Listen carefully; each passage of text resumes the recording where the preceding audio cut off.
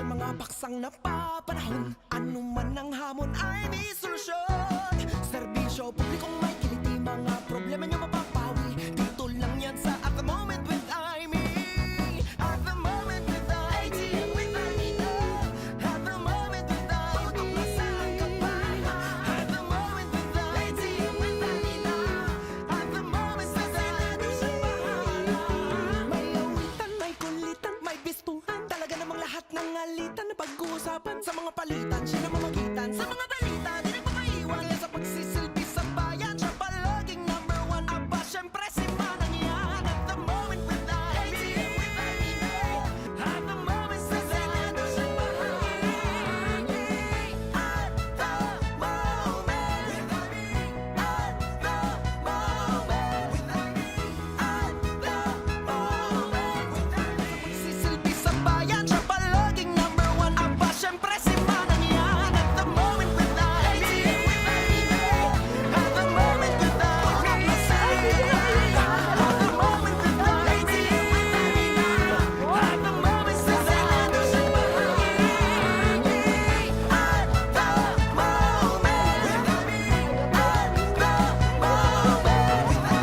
At The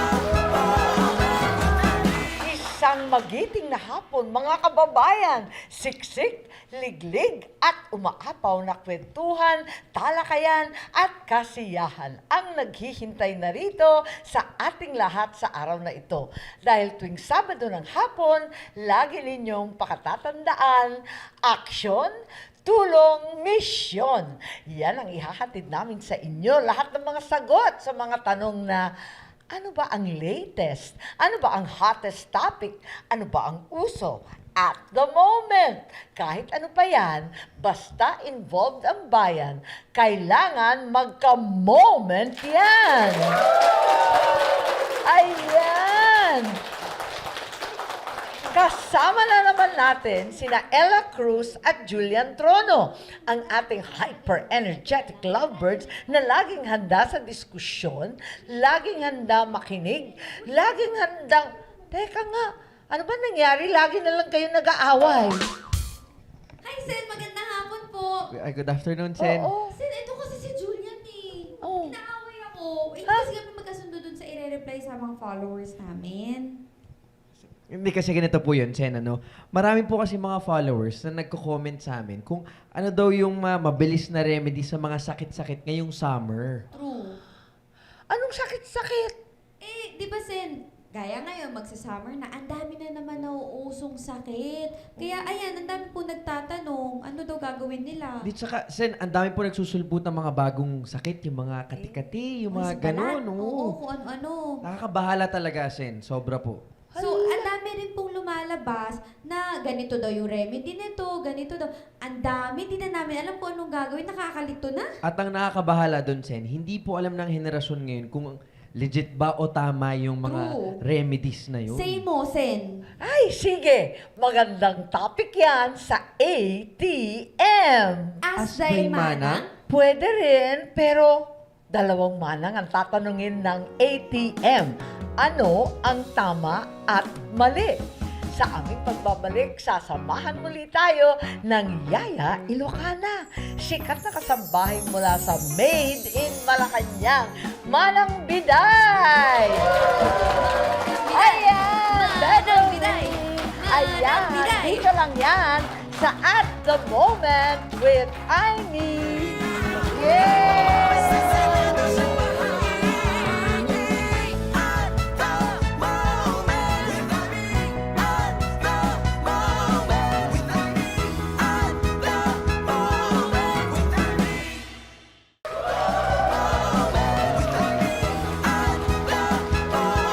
At ngayon, magiting nating tutuldukan ang mga usap-usapan tungkol sa mga sakit tuwing tag-araw. ATM! Ano ang tama at mali?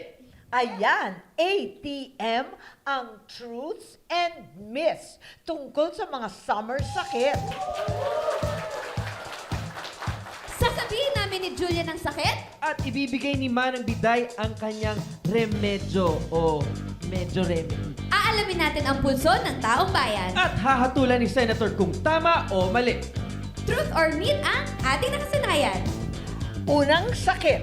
Ano ba yan? Senator, ang unang sakit ay sore eyes. Ay, oo nga, usong-uso yan pag summer. Minsan, makakasalubong mo, naka-shades, gabing-gabi, akala mo, Japorms. Yung pala, makati ang mata, sore eyes. Naku, manang biday. Anong solusyon dyan?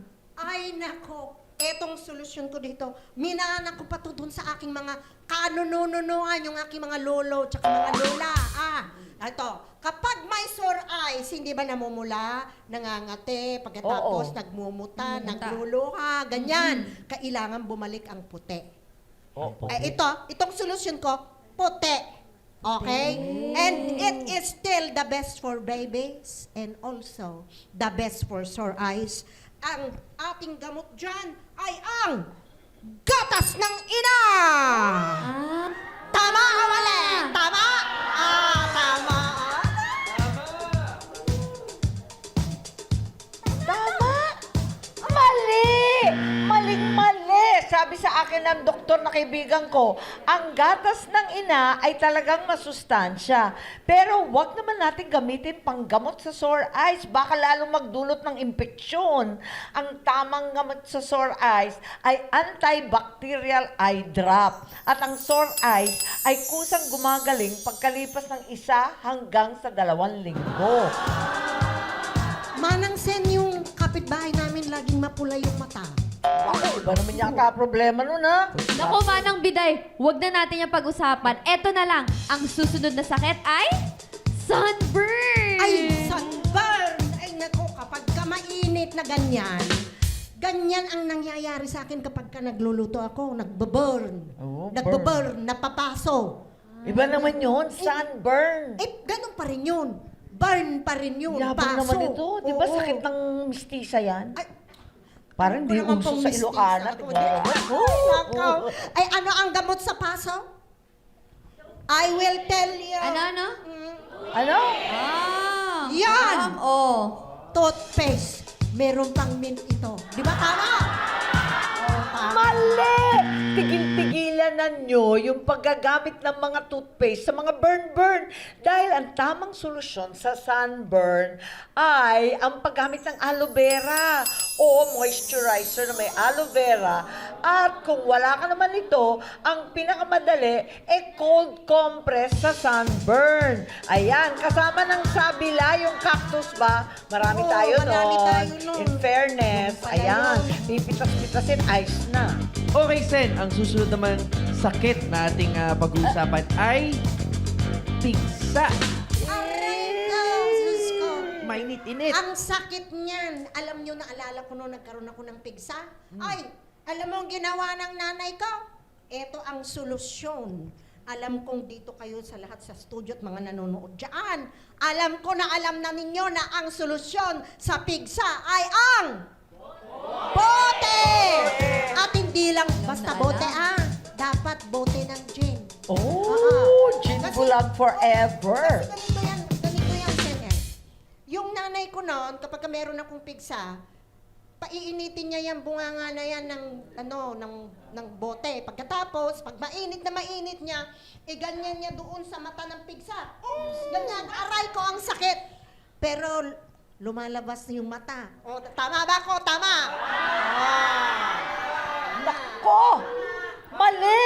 Magkakasugat ka lang yan. Ang dapat mong gawin sa pigsa, kumuha ng malinis na tela, ibabad sa maligamgam na tubig, dahan-dahan mong idiin yung tela sa pigsa ng mga 10-20 minutes, gawin mo ito ng 3 hanggang 4 na beses sa isang araw. Huwag niyong pilitin na puputokin, napipilit yan sa mainit na bote. Ano ba?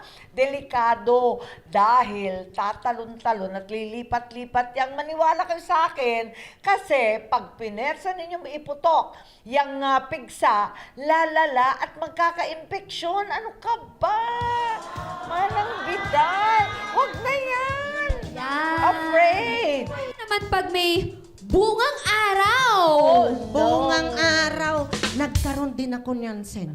Oo, ang kati, ang init. Lalo na daw, kapag ka daw, kain ka daw ng kain ng mangga. Dahil mag-ano ka, marami ka dito sa likod. Nako, ito ang solusyon ng bungang araw. Walang iba kung hindi ang gaw-gaw! Yan! Ipapahid ninyo sa doon sa likod ninyo kung saan merong bungang araw. Pagkatapos yun, mawawala yung kate, mawawala yung inyong init. Oo. Ma'am Biday, pwede bang pasample? Saan ba ilalagay yung ganyan pag nangangate? Sampol ka dyan. Siyempre, kung meron ka dito sa iyong leeg, di yun ang lalagyan mo. Kung meron ka dito sa kilikili, dilagyan mo yan. Nasaan yung Makati? Kung saan Makati. Effective ba yan? Tama? Tama ba? Tama? Oh, mali daw Mali eh. ka daw eh. Ba't mali? Daw. Kanina ka pa maliwanang biday. Mali kayo! Tama si Manang Biday. Tama ang gaw-gaw. Bago pa mauso yung mga prickly heat powder at mabisang solusyon ng bungang araw, ang gaw-gaw o cornstarch, samahan ito ng cold compress, epektibo, garantisado yan. Gumamit ng malinis na bimpo at ibabad sa malinis na malamig na tubig. Nako, siguradong tapos sa bungang araw. Tama In yan. fairness. Tama, tama. Ayan ah. Sen, meron pa ako. Nako, Julian, ano na naman sakit Maganda yan? to, maganda tong Kadiri na naman Ano if naman I po, know. yung sakit na kuto at lisa. Naku, yung mga bata. Oo nga. Alam ko mo yan. Nagkaroon ako noon. Anya, Nakakainis nagado, yan. ang dami. Agad Oo, doon, nagado. dami-dami niyan. Yung nanay ko Naghawa-hawa noon. sa classroom. Oo. Totoo. Kwa, ang nanay ko noon, lagyan niya ako ng kwan, ng oil, baby oil, kasta. And then, Coconut kukunin niyang oil. ganyan. Urutin niyang ganyan. O kaya yung, sasabihin niya Sumuyo. ganyan. Tumutunog. Ginaganon. Pag di tumunog, hindi patay. Oh, hindi kailangan. Gaganon pa ng nanay ko. Ako naman, gaganon naman ako. Ikaw talaga. Kasi kung makaganon, makangod-ngod. Oh, anya. Anong remedyo At dyan? paisudayta. Kaya ngayon, ang solusyon dyan sa mga kuto-kuto nga ganyan, walang iba kung hindi ang very effective nga suka. Sukang Baho. Ilocos. Oo, sukang Ilocos kasi acid ito masuffocate yung dagitay kutukin Kutukin lisa. Wan, Kaya nga kahit kesa sa makalbo ako, magganito na lang ako, hindi ba? Yan, Tama ba isa yun? sa- Tama, tama. Tama ba? Tama. Tama, mali. Tama. O, tama daw, ma'am. Tama. May mali. May mga sabing mali eh. Mali! Mali ang suka. Lalo na sukang Ilocos. Baho-baho kaya natin yan. Sa totoo lang, ang pinaka-epektibo pa rin, suyod ng lola mo. Lalo na pag bagong ligo at basa yung iyong buhok, hindi makakakapit yung lisa at yung kuto. Sigurado, kapag malala na, edi pumunta ka na sa doktor, mahilap na dahil may medikasyon naman yan. Yung doktor po ang maghinguto sa akin. Ha? Hindi! Bibigyan ka ng gamot, ipapahid dyan. Bira naman to. Pero wag mo gagamitin yung suka. Baka makilaw. Makilaw, masarap ang kinilaw, pero kinilaw na kuto at lisa, hindi. Yeah! Afraid! Kailangan talaga pumunta sa doktor pag malala at yung mong classmates at classroom nagkahawaan. Tama? Tama! Ayan, magbabalik po ang At The Moment with Aimee.